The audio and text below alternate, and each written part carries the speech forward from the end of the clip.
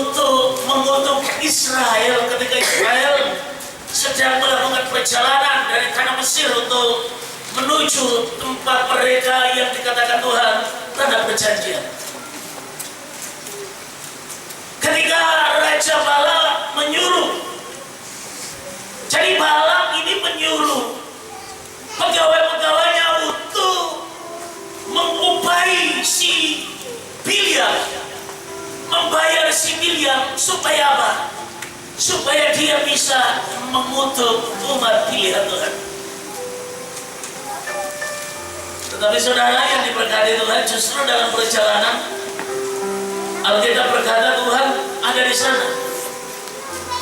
Lucunya seorang hamba Allah, Nabi Tuhan, yang menyampaikan berita Allah tidak bisa melihat Tuhan. Tapi binatang yang bodoh, sebodoh keledai bisa melihat Tuhan. Jangan sampai kita punya mata rohani jadi picik dan tidak bisa melihat Tuhan.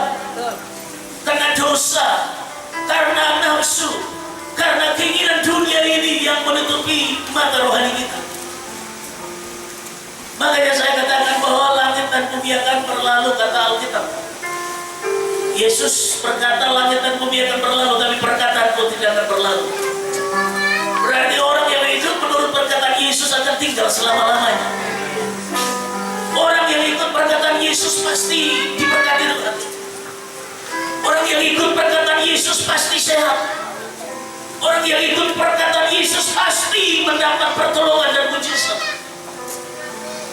Orang yang melakukan perkataan Yesus pasti akan melihat kemenangan terjadi dalam perjalanan iman mereka. Cerita Biliam ini kalau kita baca, kita hayati, kalau selesai ayat 35 lanjut, ternyata disuruh untuk mengutuk umat, tetapi Tuhan justru membalikannya. Bukan kutuk yang diucapkan Biliam, tetapi justru berkat yang disampaikan. Saya mau bilang sama saudara, kalau saudara hidup dalam kebenaran, orang kutuk saudara gak pernah mempan kena itu kutuk. Saya bilang walaupun saudara punya orang tua atau mertua yang kutuk saudara, asal saudara hidup benar, kutuk itu gak akan pernah nyampe pada dirimu, tetapi justru balik sama orang itu. Betul. Karena orang yang mengeluarkan kutuk itu, orang itu tidak mengerti kebenaran. Makanya sangat disayangkan kalau ada orang tua yang mengutuk anaknya.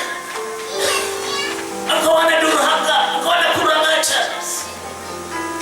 Ya bagaimana dulu tingkahnya, bagaimana dulu perbuatannya, baru dicap kurang ajar. Gitu ya? Oke? Menurut saudara anak yang kurang ajar itu gimana? Anak yang sayang orang tua disebut kurang ajar? Tidak. Anak yang mati orang tua yang kurang ajar? Kurang ajar. Saya percaya kita dirancang Tuhan untuk menerima berkat dan bukan kutuk.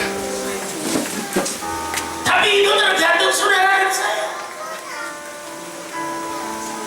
Yang menentukan saudara dan saya menikmati berkat Tuhan adalah saudara dan saya hidup sesuai dengan perkataan Alkitab. Setuju katakan amin.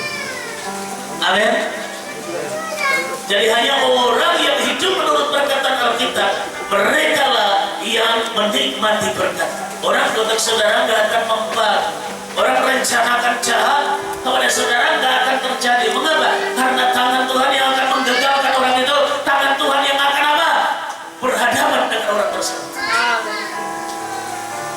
Makanya orang yang niat jahat, orang-orang yang merancang kejahatan kepada saudara, itu tidak akan menimpa saudara. Amin.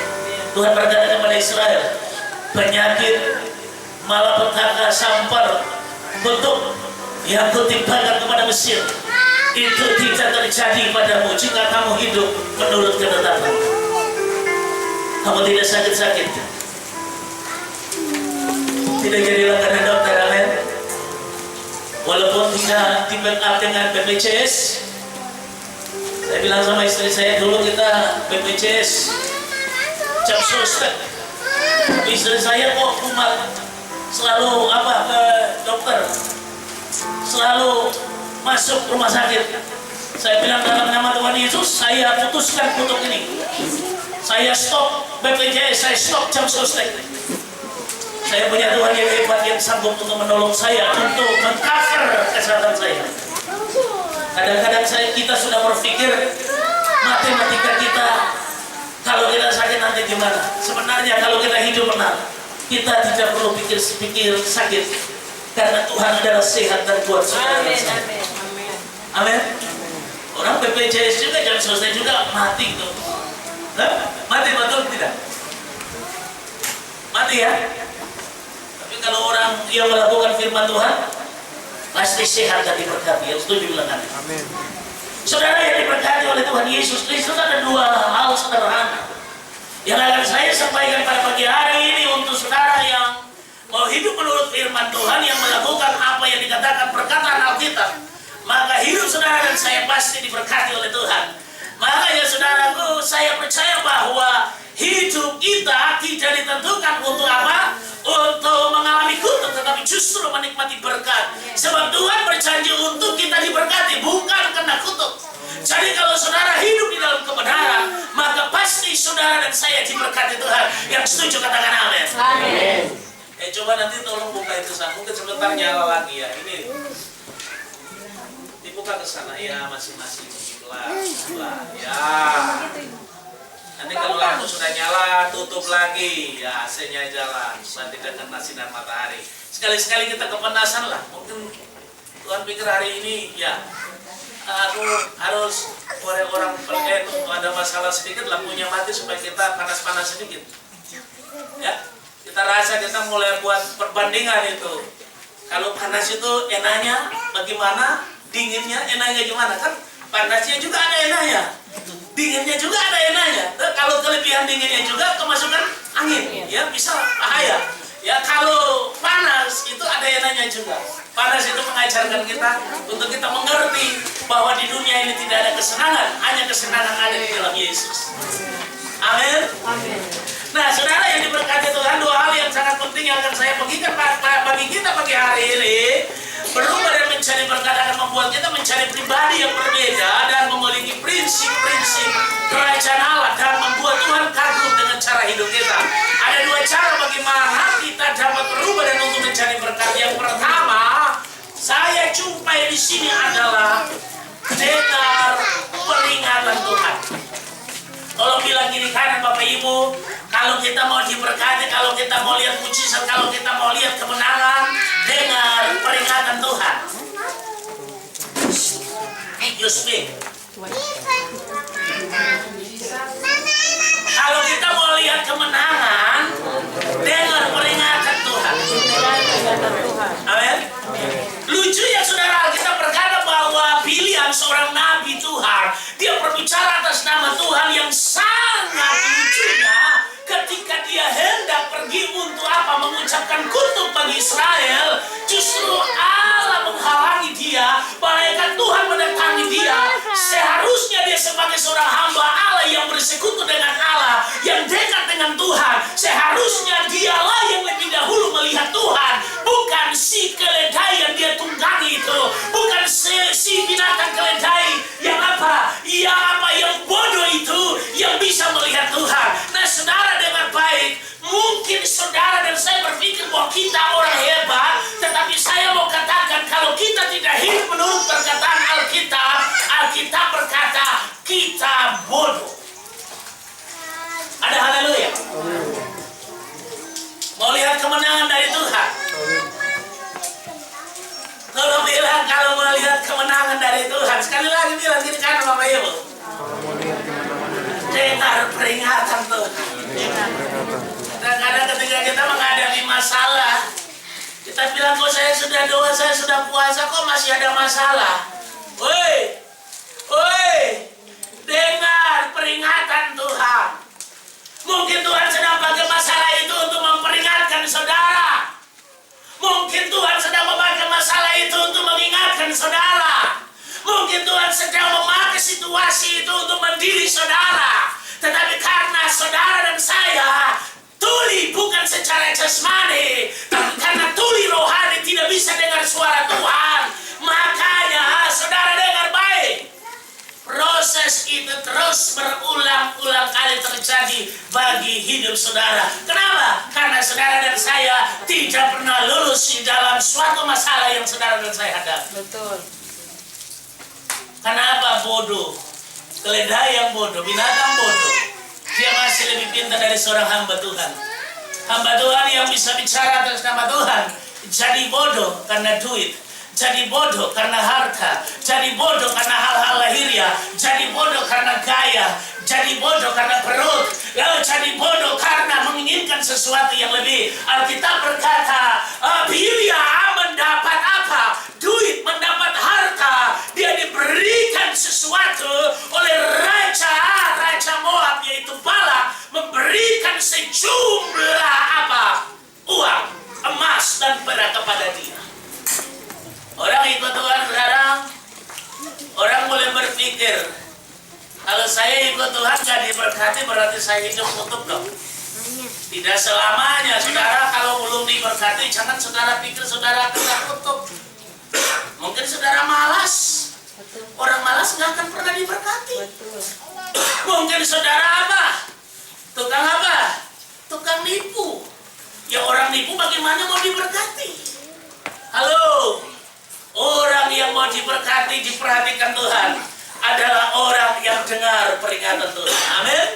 Seharusnya Bileam sebagai hamba Tuhan, dia menjadi kesaksian bagi Raja Moab, dan dia berkata kepada Raja Balak, Raja, duitmu, hartamu, emas perakmu tidak bisa membayar apa profesiku sebagai hamba Tuhan, sebagai seorang nabi Allah.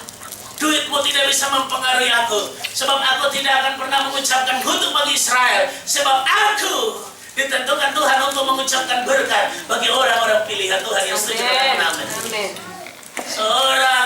Seorang yang sudah mengenal kebenaran, tidak boleh ada kutuk yang keluar dari mulutnya. Kalau kutuk keluar dari mulutnya, tandanya orang itu tidak hidup dalam kebenaran. Ada ibu-ibu, bapak-bapak yang masih keluarkan kutuk, anak penyakit. Lebih baik itu saya melahirkan sih. Lebih baik saya pikir lo saya mampus.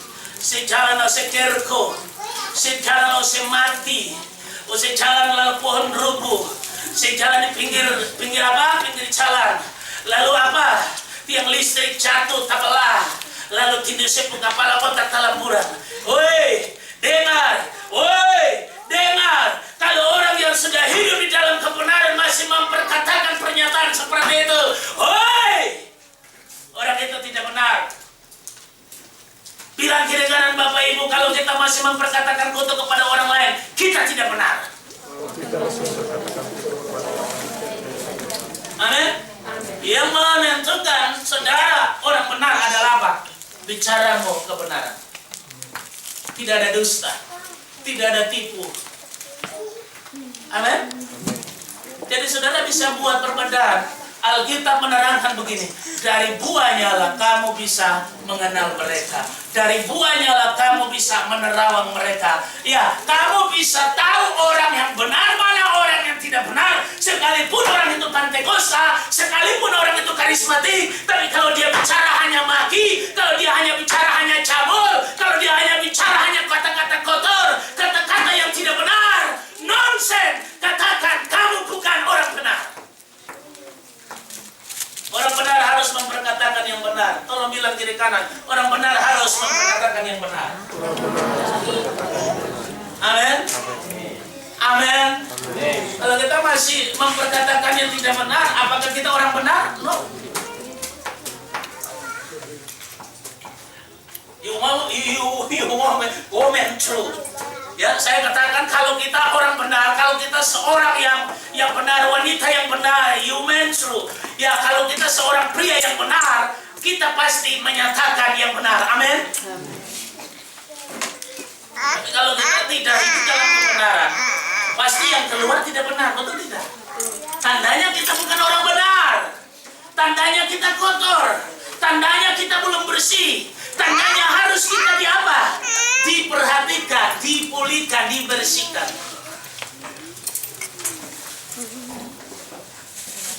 Bileam harus dengar peringatan Tuhan, tapi tuli dia.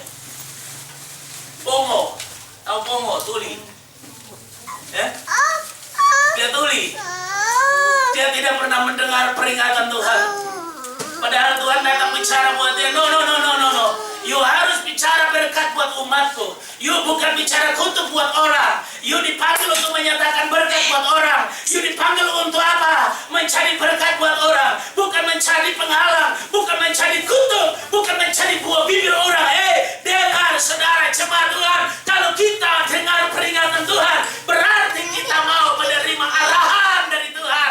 Kalau kita dengar peringatan Tuhan, berarti kita mau diatur oleh Tuhan. Orang yang dapat diatur, orang yang dengar peringatan Tuhan, orang yang tahu maksud Tuhan, orang yang dengar arahan apa, dengar peringatan Tuhan, berarti dia apa?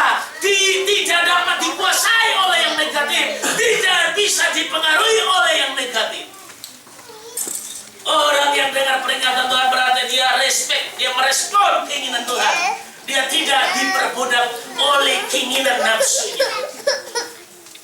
Bilyam diperbudak oleh nafsu. Dia kena situasi yang mengerikan sekali karena dia kompromi, mau dibayar, mau diupahi.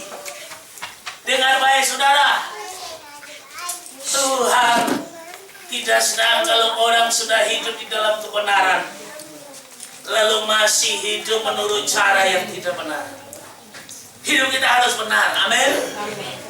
Orang yang dengar peringatan Tuhan berarti apa? Tidak menjadi bodoh, dia harus taat.